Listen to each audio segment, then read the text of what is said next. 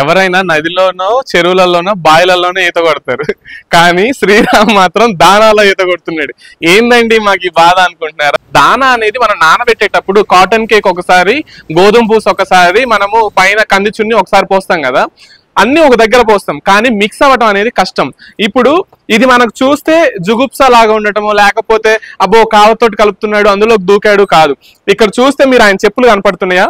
చెప్పులు వేసుకోకుండా శ్రీరాము చెప్పులు వేసుకోకుండానే కాళ్ళు కడుక్కొని వచ్చి ఇక్కడ ఇందులోకి కాళ్ళు పెట్టి మొత్తం కరెక్ట్ గా మిక్స్ చేస్తాడనమాట. మొత్తం కలిపి శ్రీరాము మొత్తం ఇదంతా కలుపుకుంటా ఒక్కొక్క యానిమల్ కి తీసుకెళ్ళడానికి వాడుతుంటారనమాట.